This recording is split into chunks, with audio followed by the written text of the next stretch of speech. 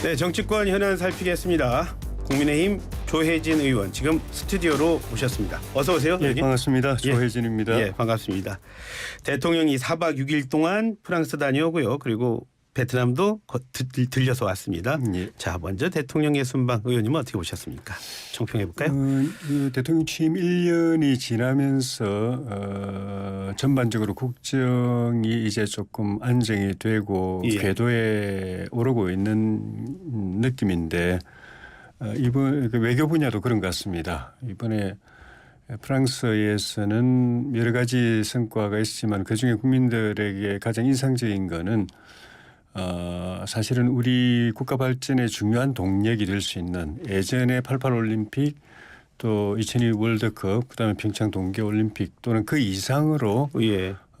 발전의 동력이 될 수 있는 부산 엑스포 유치 우리가 후발로 뛰어들었는데 예. 쫓아가는 예. 상황이었는데 많은 사람들이 그 되겠나 뭐 사우디가 선점한 거 아닌가 그런 상황을 변수를 만들어냈다. 이제는 예측할 수 없는 상황까지 우리가 만들어냈다. 그 계기가 결정적으로 대통령께서 직접 뭐 세계 어느 나라도 없었고 우리도 사실 처음이었던 직접 PT를 하고 설득력 있게 그 자리에 참석했던 엑스포 회원국 대표들을 마음을 움직인 그 일.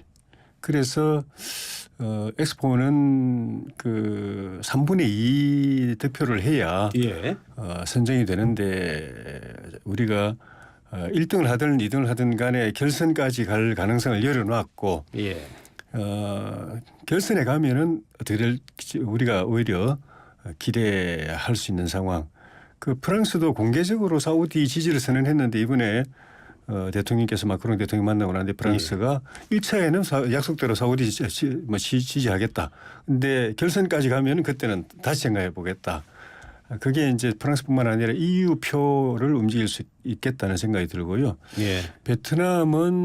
베트남도 지금 크게 지금 성장하고 있는 나라고. 교육량도 엄청 늘었다고 하더라고요. 예, 경제 분야도 일본이 우리 교육의 3위였는데 예.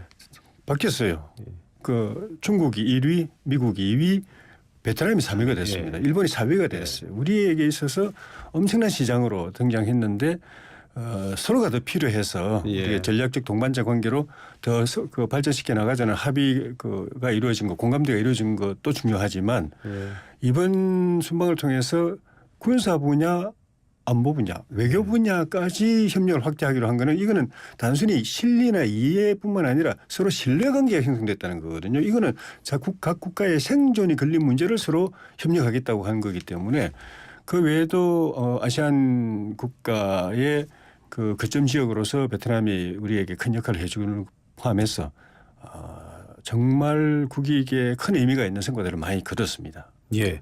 조금 전에 김용민 아나운서도 좀 여론조사 추이 소개해주고 하셨는데 대통령이 영어 PT하면서 지지율이 많이 올라갔다 이렇게 얘기를 하더라고요. 예. 그래서 그런지 그 지난 주말에 제 지인을 만났는데 거의 뭐 그 좀 잘 모르시는 분들은 다음 엑스포 우리가 하는 걸로 이렇게 알고 있기도 하더라고요. 잘했기 때문에 뭐 그런지 몰라도 그래서 저는 뭐 그 자리에서 꼭 그건 아니다 이렇게 좀 아니까 좀 설명을 해줬는데 자 이러다가요 우리가 뭐 유치를 실패하거나 아니면 뭐 약속했던 뭐 어떤 투자들이 좀 이루어지지 않는다면 그게 대통령에 대한 부메랑이 돼서 다시 돌아오진 않을까요, 의원님? 유치 지금까지는 우리가 그 사실은 좀 전에 말씀드린 88 올림픽, 2002 월드컵, 평창 동계 올림픽 등등 다 거의 후발로 시작해가지고 기대하지 않았던 걸 대역전 9회 말 그 이사 말루 같은 그런 일을 해냈기 때문에 기대를 하는데 뭐 결과를 미리 예측하고 싶지는 않고요. 뭐 어떤 결과든 간에 이미 우리는 그만큼 발전했고 성장했고 요 다음에라도 반드시 할 수 있는 그런 기반을 만든다는 점에서 그거는 없어지지 않는 거죠. 그 성과는. 그렇게 걱정하는 건 좀 기우다 이런 말씀이신 것 같은데요. 자 언론은 벌써 이제 외교의 시간은 갔고 이제는 뭐 인사의 시간이 왔다 이런 얘기들도 하더라고요. 귀국한 윤석열 대통령 곧 뭐 장차관 인사할 거다 이런 얘기들이 많이 있어서 그런 것 같은데 의원님 왜 지금 개각 얘기가 나오는 거죠? 좀 이유가 있으니까 이게 나오겠죠? 우리나라가 이게 좋은 현상은 아닌데 다른 나라에는 이 국무위원이라든가 국가 주요 인사의 임기가 상당히 깁니다. 예. 지금 국정원장도 좀 논란이 돼 있지만은 그 모사드 같은 경우에는 5년을 그냥 꼬박 채우고 예. 그만둔데 우리는 국가안보의 보루인 국정원장도 1년, 1년 반 이러고 그만두는 이런 나라예요. 이거 자체가 잘못된 거고 예. 그러다 보니까 대통령 취임 1년 지나면은 대폭 개각하고 뭐 이런 일이 벌어졌는데 제가 대통령 생각을 정확하게 알 수는 없지만은 대통령께서는 그렇게는 안 하실 것 같은 생각이 들고 예. 더구나 지금은 또 뭐 국면 전환이나 무슨 뭐 전국 돌파가 필요한 상황도 아니고 방금 말씀드린 것처럼 초기에 시행착오를 이제 하나하나 해소하면서 국정을 안정시키고 그러니까 소프트 랜딩을 한 거죠. 이제 성과를 하나씩 내고 있는 상황이어서 부분적으로 우리 정부의 국정 기조하고 안 맞다든지 국민이 바라는 그런 성과를 내기 위해서 헌신적으로 일하지 않는 사람이 있다면 그런 부분만 조금 조정해 주는 쪽으로 가고 있는 것 아닌가. 그리고 총선 앞두고는 또 그 공직자들 고위공직자들 예. 출마를 위해서 또 인사가 필요한 부분도 있기 때문에 그런 식으로 부분 개각을 하려고 하는 것 아닌가 하는 그런 생각이 듭니다. 의원님이 그렇게 말씀하셔서요. 앞으로 무엇보다도 장관 바꾸면 인사청문회 해야 되잖아요. 예. 대표적인 게 아마 또 많이 이름 오르내는 무슨 이동관 특보 같은 경우에 예. 여러 얘기 있는데 그러면은 인사청문회 통해서 나올 말 안 예. 나올 말 또 다 나오잖아요. 예. 자 이렇게 됐을 때 총선 한 1년 앞두고 있는데 그 자체로서 뭐 여당에게는 부담이 되지 않을까요? 부담이 되죠. 예. 그런 측면에서 불필요한데 반드시 이렇게 꼭 필요하지 않은데 국면 전환용이나 뭐 전국 돌파용으로 해서 대폭 바꾼다는 이런 거는 국가 운영, 국정 운영이라는 측면에서도 바람직하지 않지만은 우리 정부 입장에서 봐도 예. 그럼 괜히 또 불필요하게 인사청문회만 하면은 뭐 온갖 또 설이 이제 난무를 하니까 얘기 다 나오잖아요. 예, 그래서 그런 측면에서도 불가피한 인사가 아닌 거를 정치적인 목적에서 막 큰 폭으로 하는 거는 지양하는 게 맞고 우리 대통령실도 그런 방향으로 가고 있는 건 아닌가 하는 생각이 듭니다. 해봐야 소폭이 될 거다 이런 예상을 하시는 거네요. 꼭 필요한 인사만 하실 거 아닌가 싶습니다. 예. 요즘 제일 많은 얘기가요. 사실은 의원님도 잘 아시겠지만 킬러 문항 그 예. 얘기를 요즘 많이 하고 있습니다. 들썩들썩해요. 예. 오후에 교육부에서 발표 있을 거라는데 의원님 교육부에서 발표 나오면 예. 이 얘기 좀 잦아들까요? 그렇지 않아도 대통령께서 말씀하신 것 자체가 혼란을 주는 건 아닌데 왜냐하면 그 이전에 무슨 정부가 입시를 올해 입시는 뭐 아주 뭐 불순응으로 하겠다는 또는 물순응으로 하겠다든지 뭐 말한 적이 없습니다. 난이도 이야기를 한 적도 없었고 예. 만약에 어느 한쪽으로 발표해놨는데 대통령께서 반대 말씀을 하시면 예. 그 이미 발표된 그 기준에 맞춰서 준비하던 학생들이나 학부모들 혼란에 빠지죠. 그런데 예. 그 자체가 없었기 때문에 예. 또 대통령께서도 공교육을 정상화하고 그걸 통해서 사교육 부담, 국민들의 예. 사교육 부담을 들어주는 뭔가 이렇게 해법을 마련해야 된다는 말씀을 하신 것이 예. 입시가 너무 쉬우니까 어렵게 가야 된다. 예. 뭐 변별력을 높여야 된다. 예. 또는 너무 또 어려우니까 좀 쉽게 내야 된다. 이런 걸 말씀하신 게 아니기 때문에 그 자체로 보면 혼란스러운 일이 없습니다. 그런데 예. 이제 저도 입시 딸 셋을 다 입시를 하면서 한 10년 가까이 예. 이 학부모 생활을 해보니까 지금 이 시점 되면은 학생, 학부모, 교사 모두가 초조하고 긴장되고 그냥 불안합니다. 예. 거기에 막 그냥 뭐 이것저것 정파 정치적 이유로 막 그냥 혼란을 부추기면 그게 혼란인 거죠. 예. 그렇지 않으면은 그냥 차분하게 가면 될 것 같고 더구나 정부가 분명한 또 방침과 방향을 제시하면 그에 예. 맞춰서 가면 되기 때문에 좀 일부러 그걸 부추기지 않는 이상은 큰 혼란이나 불안은 없을 걸로 생각합니다. 예.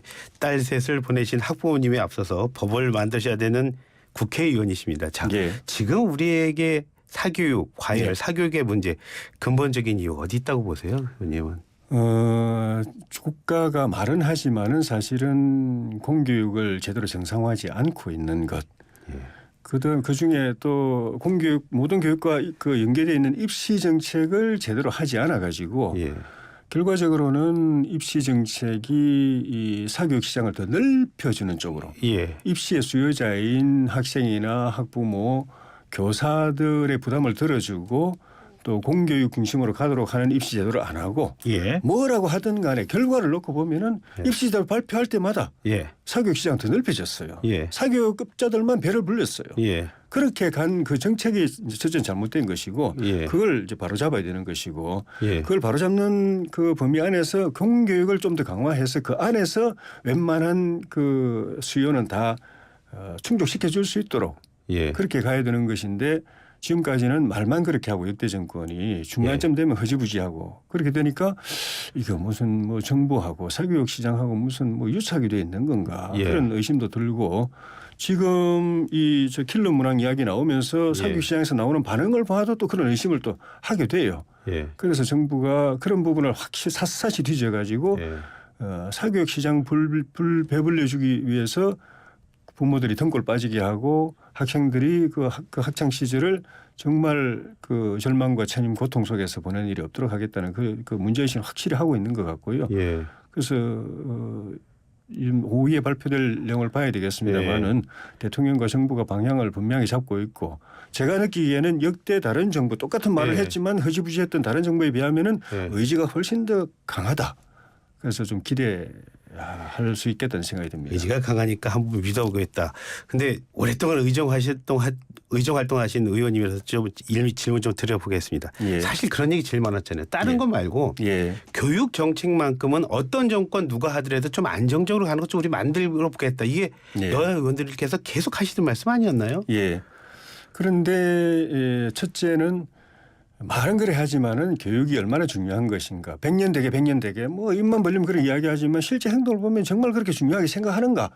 우선순위에서 뒷전으로 밀려둔 것 아닌가. 그래서 처음에는 그냥 워낙 시장이 요구하고 시장이라는 게 이제 그 국민들 또 학생들 또 학부모들이 요구하니까 공약도 내고 하지만 그 집권해가지고 국정 운영하는 데 있어서는 뒤로 밀어가지고 중간중간 뭐 허지부지 돼가지고 다음 정권한테 또 거짓말 또 넘기니까 그 다음 정권도 똑같은 또 공약을 하게 하는 일이 반복이 됐는데 그런 측면에서 그런 일은 이제 확실히 이제 단죄를 해야 된다 하는 생각이 그럴 때가 들고 됐다. 두 번째는 역대 정권이 그런 백년지 대계라는 측면에서는 제대로 의지를 갖고 안 하고 오히려 정치적인 목적으로 정파적으로 우리한테 어떤 정책이 더 유리한가 불리한가 사교육 시장조차도 저는 그런 면이 일부에서는 지금 지적을 하고 있어요. 사교육 시장을 하는 그 학원장이나 강사들이 어떤 사람들인가 또 그 학원에서 아이들에게 어떤 정치적 교육을 시키는가 이런 걸 지금 문제 제기하고 있는 것도 좀 봤거든요. 역대 정부도 그런 관점에서 이 교육 정책을 정치적으로 왜곡시킨 측면도 저는 없지 않은가.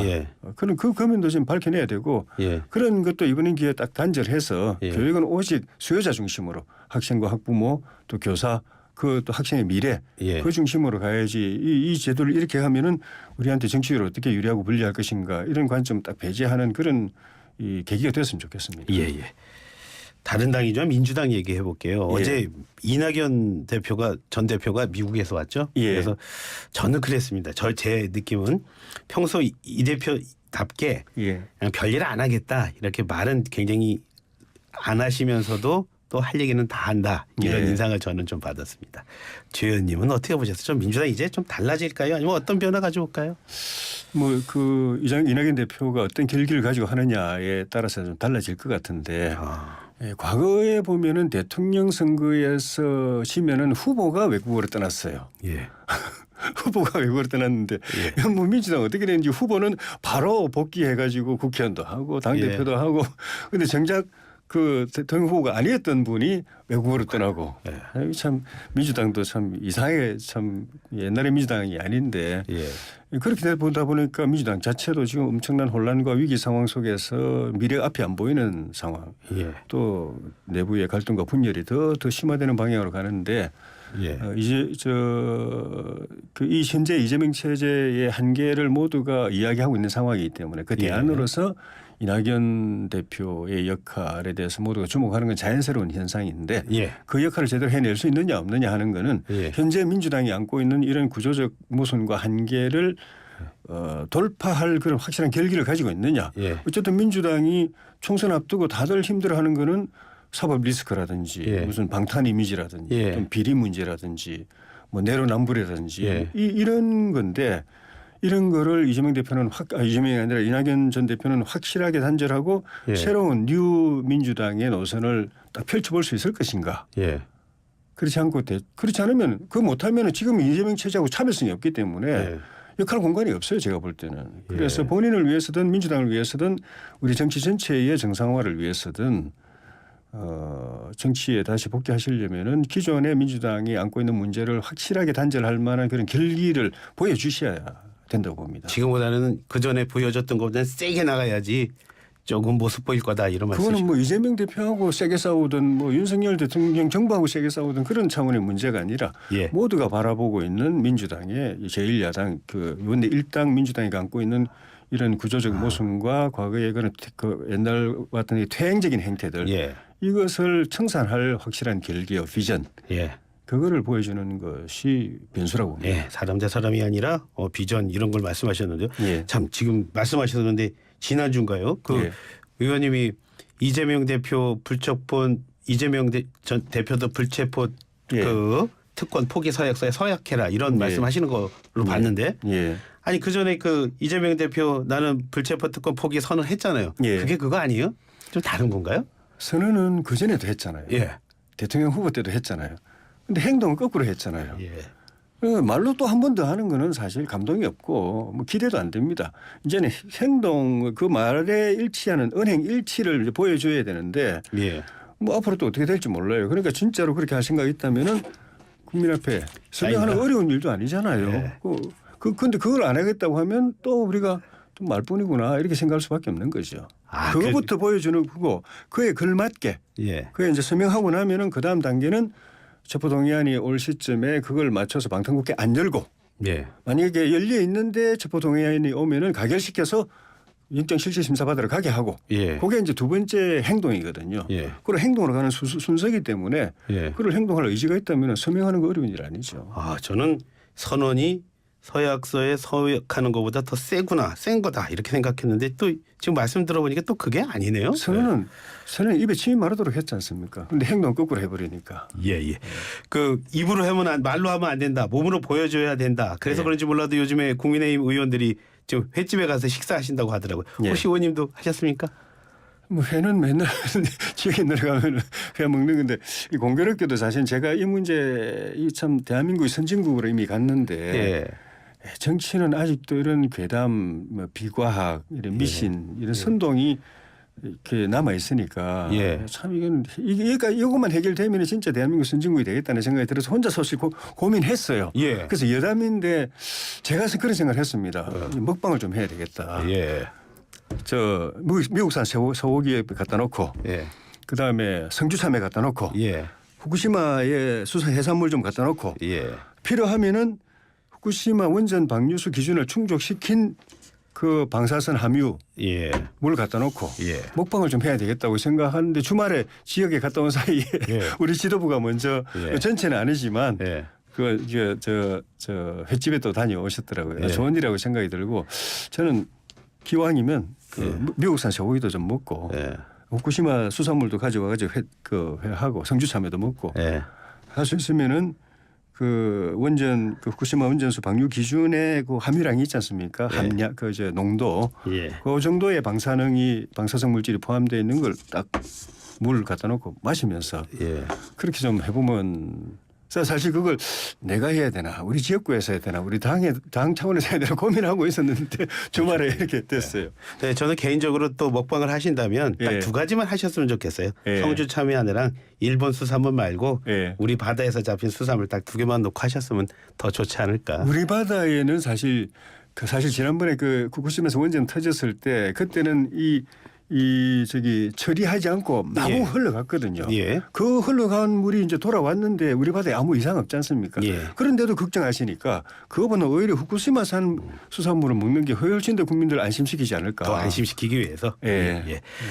어제가 6.25 발발 벌써 73년이 됐네요. 예. 그렇죠.